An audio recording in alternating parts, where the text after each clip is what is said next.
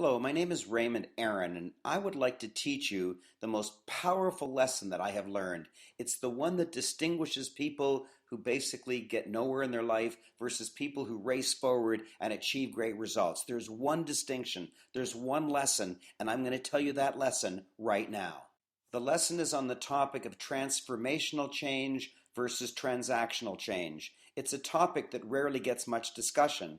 It's a topic that I didn't have much wisdom about until very recently, until I started learning about it, started reading about it, started hearing about it from my own coaches, and started to understand it. And now that I do, it is the reason that I'm successful even more so than ever before. You know, there have been wild changes in the economy recently. In the United States, the real estate market crashed, the stock market crashed. Some of the largest financial institutions in the entire world crashed, went bankrupt, or had to be bailed out so they didn't have to go bankrupt. What's going on? How can you prevent having these calamities occur to you? I'm sure that you know people, friends of yours, neighbors, co-workers who've lost their job, whose business has dropped considerably. Maybe your own business has dropped considerably. Maybe you're an employee and you're worried that you may lose your job because your employer is not financially thriving.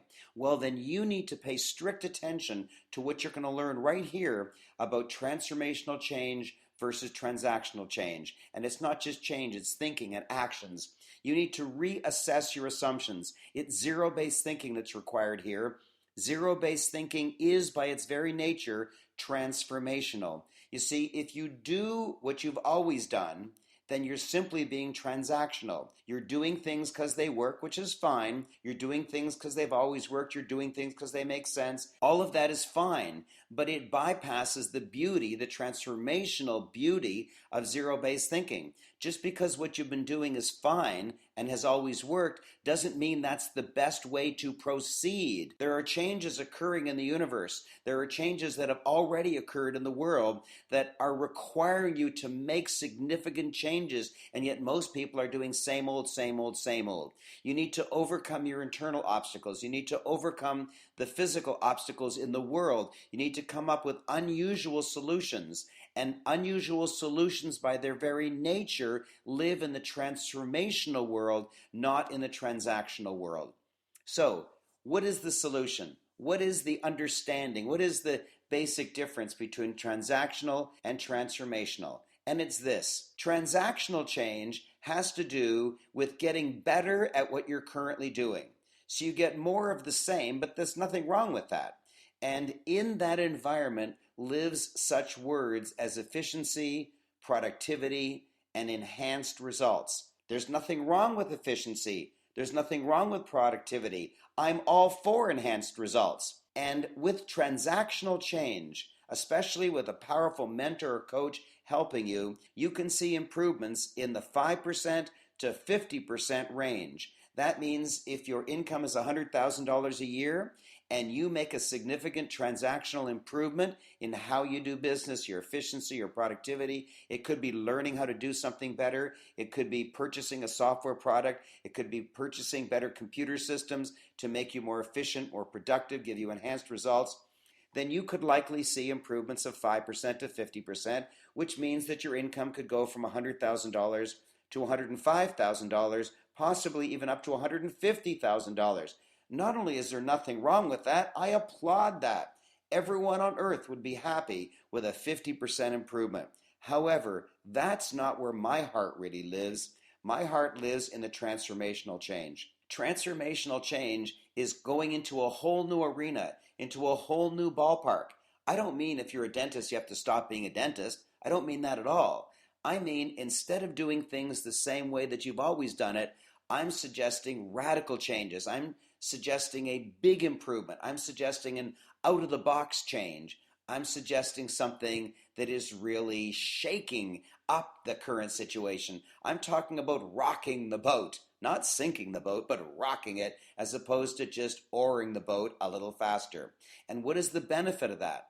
Well, the benefit is changes that are in the 100% to 1,000% range. 100% to 1,000% change. I'm talking about your income going from $100,000 to $200,000 all the way up to possibly $1 million, a 10 times increase. You might say, whoa, that doesn't make any sense. There's no evidence for that. That's correct. There is never any evidence for transformational change. Transformational change always exists in the future. You don't predict it from the past.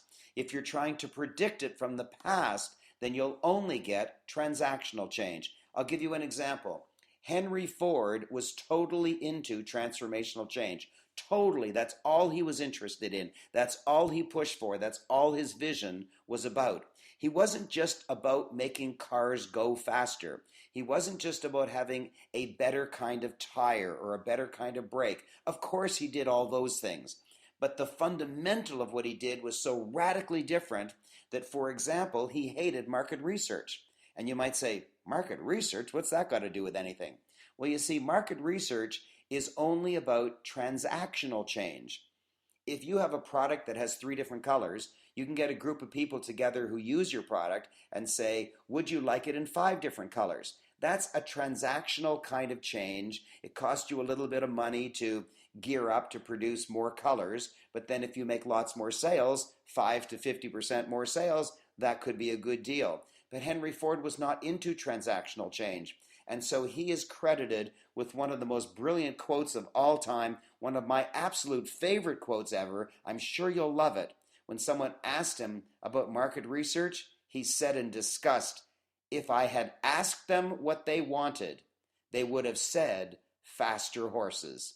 Isn't that profound? If I had asked them what they wanted, they would have said faster horses. What he means is ordinary people can be counted on to make transactional decisions, to make transactional comments, to understand transactional ideas. But since he was interested in a whole new ballpark, he couldn't ask the average person if they wanted a car. They didn't even know what a car was. There's no such thing as carburetors. There's no such thing as V8 when you're talking about horses. Everything is totally radically different. And I'll give you some examples more recently than Henry Ford. You'll remember when Sony Walkman was the #1 undisputed leader in mobile music. People, boys, girls, adults, children, everybody, they all wanted a Sony Walkman. In fact, there was no one else producing it. Sony was the undisputed leader in the world, and Walkman was one of the top brands in the entire world. And then one day, Steve Jobs got up and announced there's a new thing called an iPod. What's an iPod? Well, it's a little thing that's very light. It's even much lighter than a Sony Walkman, and it's even smaller than a Sony Walkman. And instead of having 12 songs on it, like on one disc, a Sony Discman, you can actually have 10,000 songs on it from all different artists, and you can organize it in any kind of playlist that you want. The world went wild, and the next morning, Sony Walkman's business dropped to 0. And the next morning, Sony Walkman's business went away, disappeared, gone, transformationally vanished. Because the iPod is not just a better Sony Walkman, not at all. The iPod is transformationally better. The iPod is to the Walkman like the automobile is to the horse and buggy. And I'll give you another example. For 10 years, Research in Motion, that's the amazing firm RIM, produced BlackBerry. It was the undisputed leader in smartphones in the entire world. In fact, hardly anyone even used the term smartphone, the generic term smartphone, because there was really only one member of that set, and it was BlackBerry. BlackBerry was universal. BlackBerry was in every country in the world. There were so many BlackBerries, and it was such a prominent part of business life that people became addicted to it, and it got its own nickname, Crackberry, like cocaine, because people got addicted to their BlackBerry. It was in every movie. It was everywhere. It was one of the greatest brands that had ever been created until one day, Steve Jobs got up and announced iPhone. Now, on one hand, it was simply another cell phone. But really, because you could play movies on it, can't play a movie on a BlackBerry, because it had a huge screen, it had a digital keyboard instead of a hard keyboard. It was so radically different, especially with apps. And at the time that I'm recording this, there's something like a third of a million iPhone and iPad apps, way more than any other phone that has ever been built. And so the next morning, after Steve Jobs got up and announced iPhone, the sales of BlackBerry didn't go to nothing. No, that did not happen. However, within several months of the announcement, iPhones were outselling BlackBerries each day.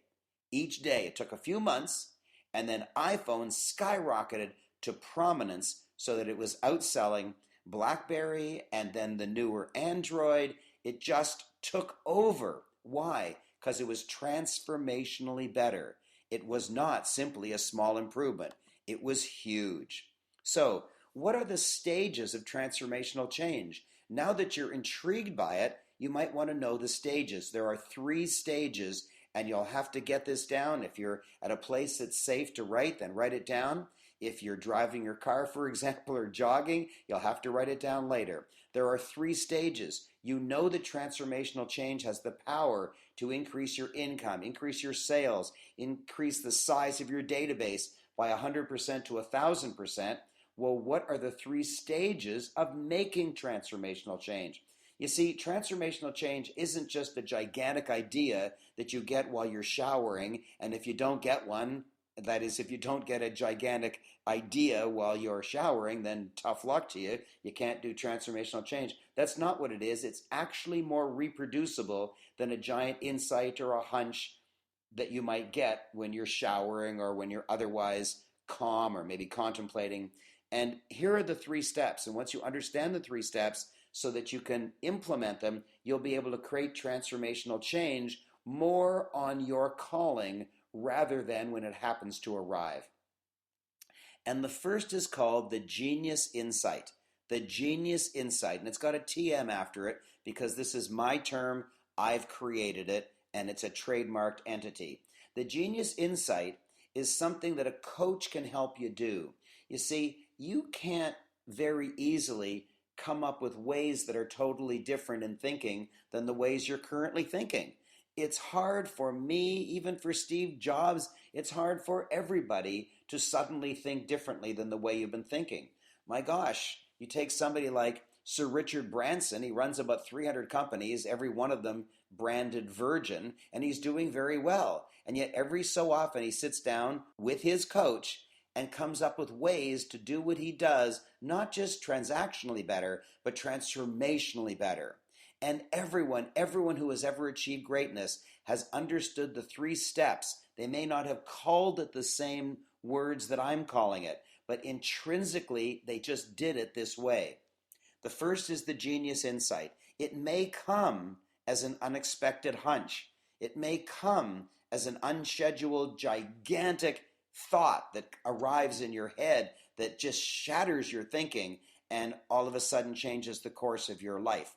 And the genius insight is the first step. Now, the problem with getting a genius insight, which is a transformational idea, is that you then need to implement it. However, so why is that a problem? It's a problem because the genius insight is by its very nature transformationally different from what you've been doing. And therefore, the way to implement it, or I should more correctly say, the ways to implement it are therefore different from the ways that you've behaved before. They have some element of newness and differentness to them. And so the second stage, which is incredibly important, is called the Genius Insight Implementation. The Genius Insight Implementation, and that too has a TM after it for the word trademark. Now, the Genius Insight Implementation, second stage, is by its nature transactional. You see, I'll give you a business example. If you get a genius insight to start a business in a certain arena because you notice that that area of the world or that area of your city or that age group or that gender, something isn't being served well. If you notice that there's a hole in the marketplace and you suddenly come up with that genius insight idea that you've spotted a hole in the marketplace and you want to fill it, well, then the next thing is you then have to get advertising and you have to buy a URL and you have to set up a website and you have to get business cards and you may have to hire some people. All those are transactional because you need to do lots of transactional cleanups every time you come up with a genius insight idea. And let's take it out of the business arena. Let's, for example, talk about weight loss.